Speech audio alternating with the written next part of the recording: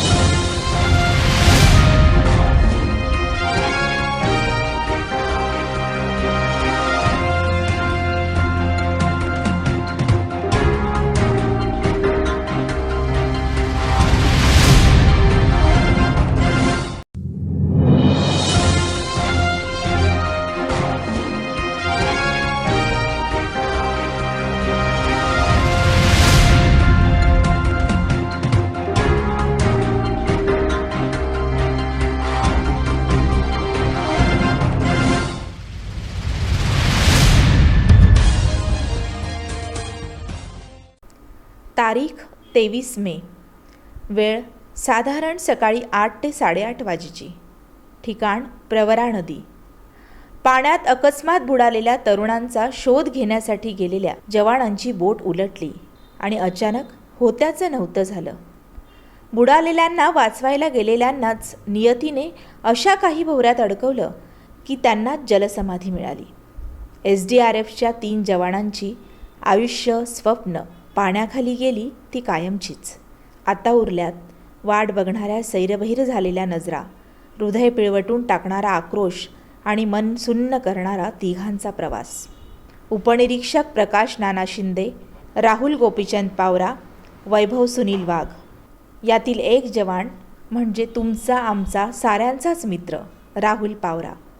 पहाटे 5:30 वाजेपर्यंत मित्रांशी मोबाईलवर बोलत असलेला राहुल 8:30 वाजता अचानक आपल्यात नाही ही बातमी येऊन धडकते आणि परमेश्वराला कोसावं, नियतीच्या कानशिलात लगवावी की कालचक्र पुन्हा 2 तासांनी मागे फिरवावं आणि आपल्या मित्राला कडकडून मिठी मारावी असे कितीतरी प्रश्न त्यांच्या मनात येत आहेत.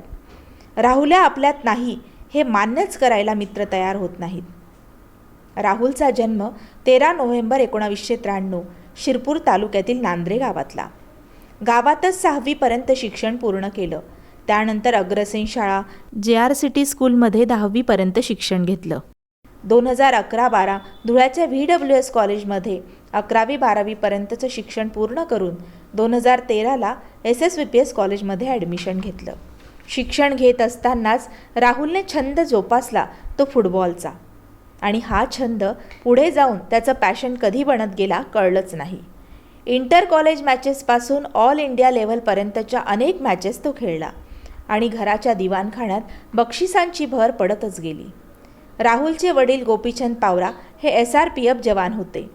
मोठा भाऊही SRPF आहे. मोठी बहीण मंडल अधिकारी आहे. या साऱ्यांच्या पावलावर पाऊल ठेवत देशसेवेचा हा वसा राहुलने उचलला आणि अफाट मेहनत घेत 2014ला SRPFमध्ये त्याची निवड झाली. दौंड पुणे येथे त्याने ट्रेनिंग पूर्ण केलं आणि सेवेला सुरुवात केली. नोकरीच्या काळातही त्याने SBI, HDFC, BOI, Air India, Dena bank अशा टीमसोबत फुटबॉलच्या इलाइट डिव्हिजन मॅचेसही तो खेळला. अनेक टुर्नामेंट खेळला. मात्र इंडियन सुपर लीग आणि इंडिया लीग खेळण्याचं स्वप्न अपूर्णच सोडून राहुल गेला तो कायमचा. 2012 साली त्याने भावाकडे गाडीसाठी हट्ट केला. पल्सर आणि ती देखील 4x7 नंबर असणारी अशी गाडी त्याला हवी होती. कारण रोनाल्डो हा त्याचा आवडता प्लेअर आणि त्याचा नंबर 7 हा आहे म्हणून त्याचं हे स्वप्न होतं. अर्थात हा हट्ट भावाने पुरवला. नंबर मात्र मिळाला 777. असा हट्ट करणारा, हक्क गाजवणारा राहुल होता आणि तो प्रेमाने पुरवणारा मोठा भाऊही त्याला मिळाला हे भाग्यच. तुझ्यासाठी अशा शेकडो गाड्या उभ्या करेन, तू फक्त एकदा माग असं भाऊ म्हणतोय. पण तो हट्ट पूर्ण करून घ्यायला आता राहुलच राहिला नाही हे दुःख पराकोटीचं आहे. 2018ला सोनगीरजवळ एका भयंकर अपघाताला राहुलला सामोरं जावं लागलं. त्यावेळी त्याने मृत्यूला हुलकावणी दिली. यावेळी देखील असाच मृत्यूसोबत 2 हात करून तू का परतला नाही असा प्रश्न आईच्या नजरेत आहे. 2020 साली स्नेहासोबत विवाह झाला आणि सहजीवनाची सुखी स्वप्न दोघेही पाहू लागलीत.